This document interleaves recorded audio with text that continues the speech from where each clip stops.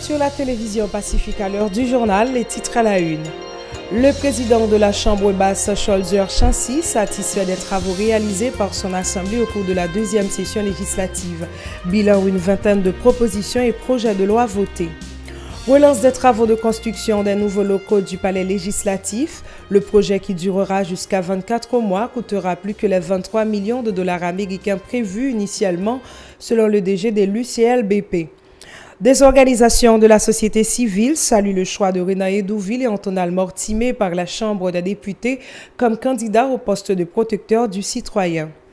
La responsable de l'université Kiské a appelé en faveur de la culture, de l'entrepreneuriat chez les jeunes en vue de faciliter le développement socio-économique du pays. Dans l'actualité internationale, les Américains ont salué la mémoire des quelques 3000 personnes tuées lors des attentats du 11 septembre 2001 à Ground Zero. Quelques heures après le passage de Irma, la Floride dresse le bilan des dégâts. 3 morts, 2 aéroports fermés, de nombreuses routes encore impraticables et 6,2 millions de Floridiens privés d'électricité. Ces titres et bien d'autres informations vous seront développées dans quelques instants. Merci à toutes et à tous et bienvenue au développement du journal. Comme je vous le disais en titre, le président de la Chambre basse, Scholzer Chancy, s'est félicité des travaux réalisés par le parlementaire au cours de la deuxième session législative bouclée ce 11 septembre lors d'une séance en Assemblée nationale. En guise de bilan, le député Chancy a rapporté que les parlementaires ont voté 2 propositions et plus de 15 projets de loi au cours d'une vingtaine de séances plénières, ajoutant que le gouvernement avait réclamé le bénéfice de l'urgence pour une dizaine de projets de loi, dont 7 ont été approuvés. Ces projets de loi concernaient notamment l'Office national de l'aviation civile OFNAC, le service maritime et de navigation d'Haïti SEMANA et l'amélioration du climat des affaires. Ces propos au micro de Francineus. Comme depuis gagné fermeture des sessions, gagné un bilan pour députés en général. Nous faisons plus qu'une vingtaine de séances plénières et gagné au cours de séances, nous votons plus qu'une quinzaine de projets et de propositions de loi. Et le gouvernement a demandé urgence sur une dizaine de lois qui ont rapport à OFNAC, à SEMANA, de lois qui ont rapport à l'amélioration du climat des affaires que le gouvernement a envoyé par le Parlement. La Chambre des députés a voté presque plus de 7 là-dedans et c'est 2 qui étaient pour nous voter. Et ensemble de séances en commission, travaux que nous faisons en conférence des présidents, c'est moi-même comme président bureau et bureau en général, nous n'avons pas besoin de gonfler tête, mais cependant, pour deuxième session, nous avons satisfaction. Parce que il y a un pile séance qui fait dans le dernier mois et chaque jour que nous faisons séance et députés au présent, et séance c'est ordinaire 75, 80, 90 députés. Et c'est pour cette raison que nous avons réuni la presse, je dis, pour que nous ne pas un bilan exhaustif, mais pour nous dire en résumé, mais qui travaille que nous faisons. Et il y a un travail que vous ne pas oublier que nous avons également plusieurs commissions spéciales que nous avons formées. Une commission qui travaille sur le bilan, sur l'activité ministre Affaires pendant 13 ans, si mémoire me fidèle, que le gain dans le pays. Nous avons une commission spéciale qui travaille sur la Constitution, que la commission est en remettre en premier rapport à l'Assemblée et l'Assemblée a la commission déjà laissé passer pour la partager, réflexionner avec l'organisation de la société, avec le gouvernement, avec l'autre pouvoir. Et nous pensons que nous pouvons aller en vacances et tout le monde connaît au besoin. Si l'exécutif a besoin, Chambre des députés, députés sont toujours disponibles pour répondre à une éventuelle convocation à l'extraordinaire. Autre point, le directeur exécutif de l'unité de construction de logements et de bâtiments publics, UCLBP, Clément Bélizaire, était de passage lundi au Parlement dans le cadre des démarches visant la construction des nouveaux locaux du palais législatif. Selon le DG de l'UCLBP, 23 millions de dollars américains étaient initialement prévus pour financer ces travaux. Cependant, ce montant sera revu à la hausse en raison des modifications qui seront apportées au niveau de la construction. Suivez ces déclarations. J'ai fait 2 réunions semaine dernière côté présenté ça avant projet sommaire. Ils ont demandé nous quelques petites modifications. Nous avons fait des modifications. Il me pense que dans un futur très proche, nous sommes capables de faire avec exactitude qui ça que le bâtiment a coûté. Parce que par rapport à la requête qui fait et par rapport à besoin naturel que 2 chambres ont, nous sommes obligés de mettre un étage en plus sous et tout qui a pour recevoir bureau, messieurs. Donc, pour initial là, nous ne pouvons pas gagner parce que nous travaillons toujours. Nous avons un seul montant. Au moment opportun, nous avons un seul montant pour nous capable clair sur combien de bâtiments. Puis, tout en bas, derrière, au camper son terre qui n'est pas tellement ferme, c'est justement parce que tout en bas là, c'est pieux. Donc, il est obligé de faire un petit aménagement pour recevoir nous. Donc, c'est à partir de pieux ça que il va monter le bâtiment. Donc, qui ça a fait couler là? On est des pour changer entrepreneur. Donc, il y a décapé une série de parties dans par exemple, côté de parking, chambre des députés, il pourra tester pour voir s'il répond à l'importance que il est supposé répondre et puis il monte. Il est très difficile pour Okembe pour respecter ton calendrier parce que toujours il y a des ordres. Le gain des ordres, chantier campé, employé pas qu'à venir, ouvrier pas qu'à venir. Donc c'est bagage ça qui toujours ralenti chantier. Il y a des fois tout, il y a des petits problèmes économiques et puis parce que pour chantier à marcher à flot, il faut l'argent marcher à flot tout. Ça veut dire que l'entrepreneur soumettre facture, il faut que facture régler rapidement. Donc tout bagage ça, c'est bagage que nous chita avec responsable ministère des Finances pour assurer nous tout que le parti ça l'équation que ni nous-mêmes ni parlement pas contrôler que monde qui contrôle là pour assurer que l'aller en douce.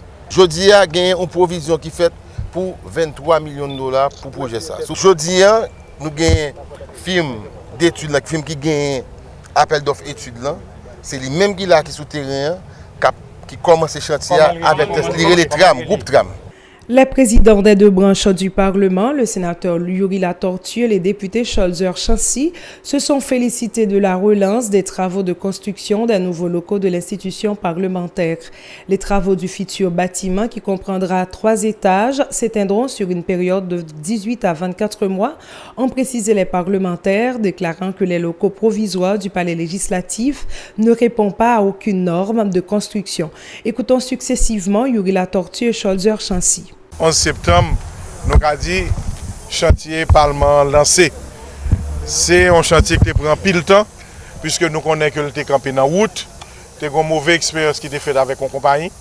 Côté que, sous 33 millions, tu as 10 millions qui dépassés, tu as 23 millions qui là, mais le travail n'a pas commencé. Pendant longtemps, 5 ans, Parlement, c'est un bâtiment provisoire ça allié. Côté nous connaissons chaque année, il y a des investissements qui sont faits, et pourtant, c'est un bâtiment qui ne répond à aucune norme. Sénateur, député, pas qu'à travailler là-dedans. Depuis début année, au niveau de bureau Parlement, il y a 2 bureaux. Nous avons contacté le ministère de la Planification, qui se maître d'ouvrage, qui lui-même contacté ULCC, qui se maître d'ouvrage délégué, et nous avons commencé. Nous avons appel d'offres pour études là, mais nous avons dit à UCLBP que faut que le bâtiment ça a commencé. Et nous devons symboliquement nous commencer le dernier jour que nous avons fait mes sessions. Nous-mêmes, nous exigeons en 18 et 24 mois que le bâtiment ça a campé. En janvier, que le bâtiment qui est logé par le Parlement a été effondré. Et maintenant, nous disons symbole pouvoir législatif là, il était effondré même avec le bâtiment. Et je veux dire, nous prenons décision pour que nous relancions le chantier, comme le sénateur a dit, pour que au moins 50e dans les mêmes, les inaugurer bâtiment ça. Et nous faisons plusieurs réunions avec UCLBP, les 2 branches du Parlement, et parce que nous entendons sous ce modèle là, nous entendons sous tout ça qui a bien en dans le bâtiment. Plusieurs organisations de défense des droits humains telles le RNDDH, la CJLAP, le CAD, l'URAMEL et la POHDH contestent le vote de la loi Finances 2017-2018 par le Parlement. Lors d'une conférence de presse conjointe lundi, des représentants de ces organismes ont expliqué que ce budget, qui selon eux ne reflète en rien les conditions précaires de la population, prouve que la question des droits humains ne figure pas parmi les priorités de l'administration Moïse Lafontaine. Les responsables de l'université Quisqueya plaident en faveur de la culture de l'entrepreneuriat chez les jeunes en vue de faciliter le développement socio-économique du pays. S'exprimant lundi lors d'une conférence débat dans les locaux de l'institution pour marquer le début de l'année académique 2017-2018, le recteur Jackie Lumac a aussi insisté sur l'investissement direct étranger dans l'économie nationale. Le cas de la brasserie nationale a été proposé en exemple, compte rendu Mario Sylvain. Le cas de la brasserie nationale comme exemple d'investissement direct étranger en Haïti a réuni étudiants, professeurs et personnalités du secteur économique à l'auditorium de l'Université Quisqueya ce lundi. Selon le recteur de ce centre d'enseignement supérieur, Jackie Lumarque, il s'avère nécessaire d'attirer l'attention des étudiants sur l'entrepreneuriat, de plus en plus indispensable au développement du pays. La formation est là-bas, quel que soit le domaine de formation, nous avons une formation entrepreneuriale. Donc nous devons attirer l'attention sur la nécessité de faire réflexion sur qui ça qui gagne en Haïti comme facteur qui empêche l'investissement direct étranger développer dans le pays. Dans son intervention, le directeur général de la brasserie nationale White Munters a mis l'accent sur un ensemble d'éléments qui nuisent à l'investissement direct étranger en Haïti, comme l'instabilité politique et le manque d'infrastructures. Des inconvénients qui, selon M. Munters, ne doivent pas empêcher aux jeunes étudiants d'œuvrer en faveur du changement de leur pays. Et bien sûr, il y a le problème de stabilité, la gouvernance, le rule of law, peut-être l'insécurité de la rue. On va parler d'une cité rumeur peut-être, mais une grande institution qui est venue en Haïti.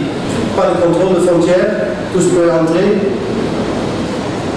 C'est difficile. Les étudiants, quant à eux, se sont montrés satisfaits des échanges, indiquant avoir beaucoup appris. C'est un réel plaisir pour nous de gagner avec nous conférenciers.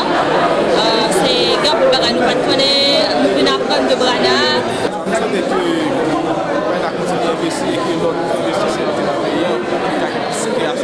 Les responsables de l'université Quisqueya ont annoncé plusieurs autres initiatives visant à permettre aux étudiants de découvrir le monde entrepreneurial tout au cours de l'année académique. Après 3 jours de pause en raison du passage de l'ouragan Irma, les activités scolaires sont reprises ce 11 septembre sur ordre du ministère de l'Éducation nationale. La direction du lycée du 151R, communément appelé lycée des jeunes filles, a organisé lundi en son local une messe d'action des grâces pour marquer l'ouverture de la nouvelle année scolaire. Des professeurs, parents et membres de la direction de l'établissement ont pris part à cette cérémonie. Reportage Nancy Constant.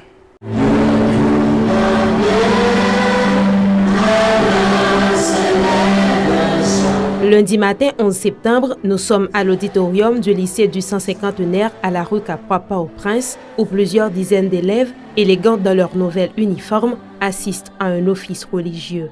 Une façon pour les lycéennes de remettre à Dieu la nouvelle année scolaire. Déjà, elles promettent de prendre au sérieux leurs études. Je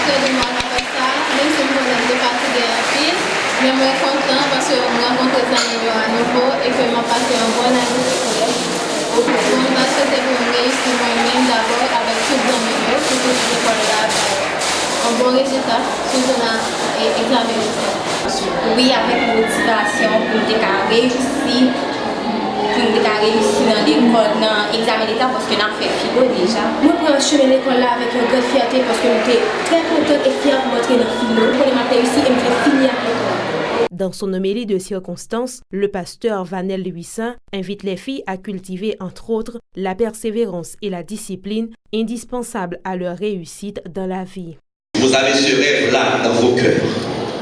Si vous souhaitez avoir un mieux-être en Haïti, si vous souhaitez rendre à vos parents un tout petit peu de tout ce qu'ils vous ont donné, si vous espérez être parmi les grands de ce pays, il faut persévérer. C'est une formule qui contribue au succès.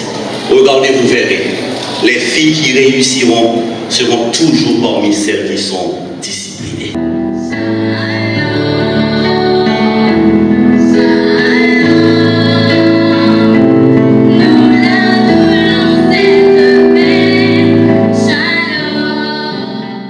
Les responsables de l'institution ont salué l'intérêt accordé par l'assistance à cette cérémonie religieuse. Ils ont indiqué avoir pris toutes les dispositions en vue d'assurer le bon déroulement de l'année scolaire. Le professeur Mackinson Bonhomme est membre de la direction du lycée du 151R.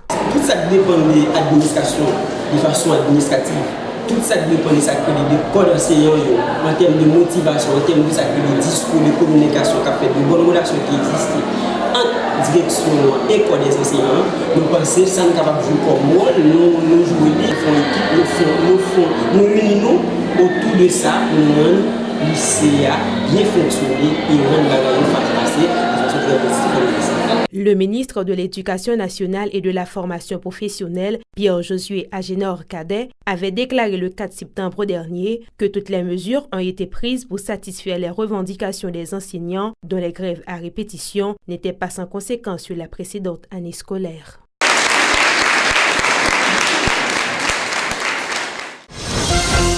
Voilà ce qui met un terme à ce journal. Merci à vous de l'avoir suivi. Restez sur la télévision Pacifique pour la suite de sa programmation.